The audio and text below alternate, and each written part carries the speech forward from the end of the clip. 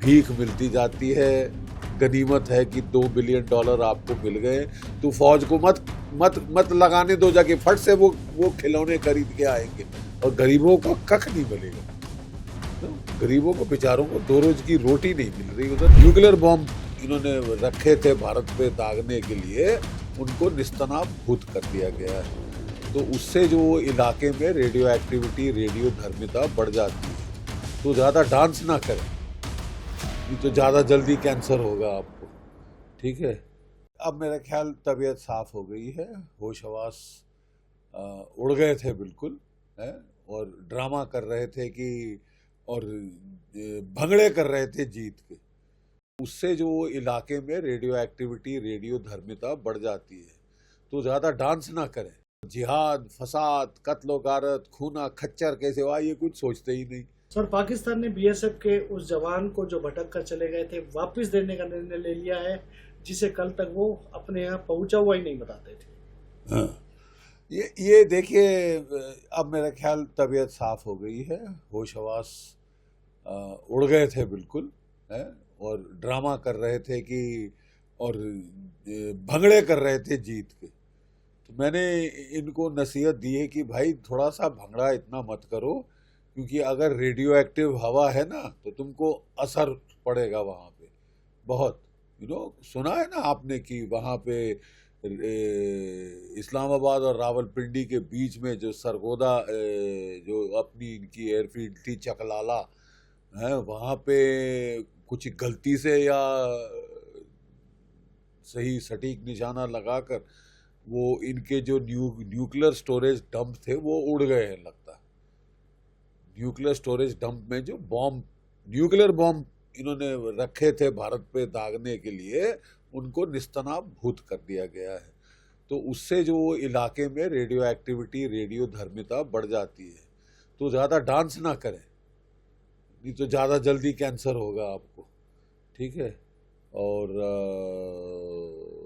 मुझे खुशी है कि थोड़ी अकल आ रही है, शांति का सोच रहे हैं, नहीं तो सिवाय जिहाद, फसाद, कत्लो गारत, खूना खच्चर कैसे हुआ, ये कुछ सोचते ही नहीं। अपने लोगों का सोचो, अपनी इकोनॉमी का सोचो। भट्टा बैठ गया है, भीख मिलती जाती है, गनीमत है कि $2 बिलियन आपको मिल गए, तो फौज को मत लगाने दो जाके, फट से वो खिलौने खरीद के आएंगे और गरीबों को कख नहीं मिलेगा। गरीबों को, बेचारों को 2 रोज की रोटी नहीं मिल रही उधर, बस सारा फौज खा रही है इनका। जो $2 बिलियन आए हैं ना, वो इनकी फौज ना खा जाए। ये शहबाज शरीफ को उसका फर्ज है कि वो अपने लोगों को दे, और अब फौज की ये जो है चमचागिरी बंद करे। ठीक है, मुझे बहुत खुशी है कि हमारा लड़का वापस आ गया। और कई बारी मन में ख्याल आता है, अगर हमारे पास इनके और भी हैं, सुना है, कंफर्म तो नहीं है लेकिन उड़ती फिरती खबर है कि है, तो हम कुलभूषण यादव को भी वापस मांगे।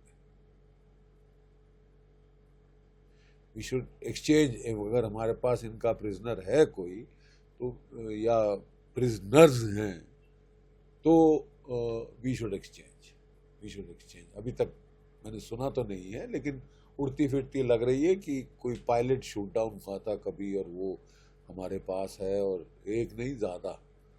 सो वो भी चाय पिलाने का टाइम आ गया है। और अगर हम उसको कुलभूषण यादव के साथ एक्सचेंज कर लें तो बहुत अच्छा हो। तो बड़ी जीत होगी, बहुत बड़ी जीत, बहुत बड़ी। प्रधानमंत्री ने आदमपुर एयरबेस पर जाकर क्या एक मैसेज दिया है खासकर? बहुत अच्छा सवाल।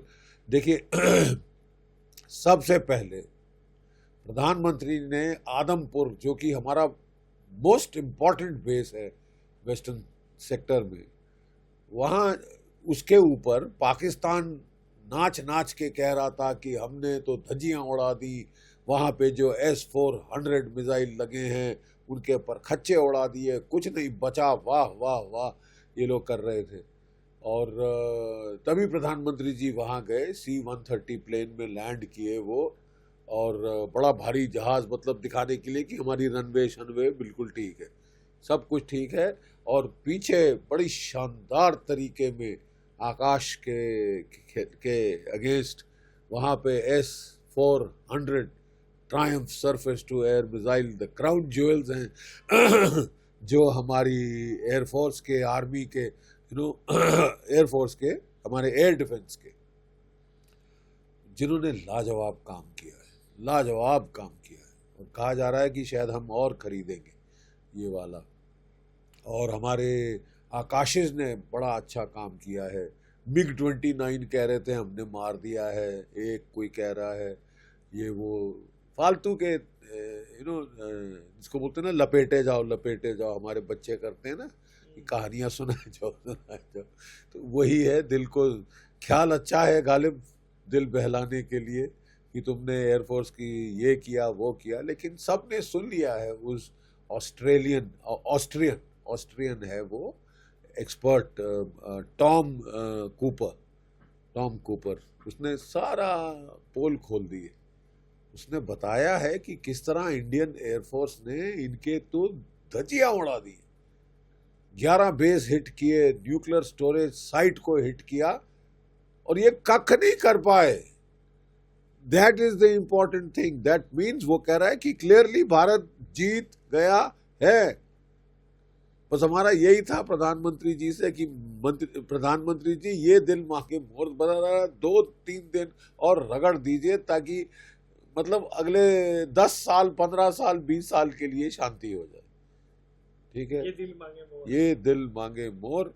लेकिन ठीक है, अगर शांति की तरफ समझ आ गई है बात और शांति की तरफ जा रहा है, खूना खच्चर बंद होगा, रक्त रसाव बंद होगा, तो अकलमंदी की बात।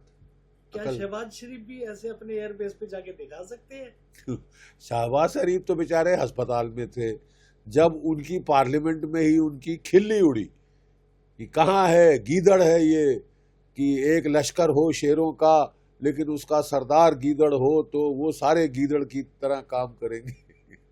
गीदड़ की तरह तो काम किया है। ठीक है, अब वो बेचारे शर्मा के बाहर तो निकल आए और फिर उन्होंने एक स्पीच दी, thank you America, thank you Saudi Arabia, thank you China, thank you तुर्की, थैंक यू पता नहीं, थैंक यू सोमालिया को भी थैंक यू कहा है? और मतलब इनकी तो दिमागी हालत, बैलेंस मतलब हिल गया था। संतुलन, जो दिमागी संतुलन है इनके लीडरों का, सोमालिया, उसको भी ये थैंक यू कह रहे थे कि थैंक यू सोमालिया। और ये why did you start it? अगर नहीं सह सकते थे, अगर मार ही खानी थी तो शुरू क्यों किया? ठीक है, लेकिन अब मुझे अब विश्वास थोड़ा आ रहा है कि सबक हमारे जो स्टूडेंट हैं वो सीख गए। जो हमारी फौज ने पाठ पढ़ाया है वो समझ आ गया है, लगता है। It is sinking in slowly.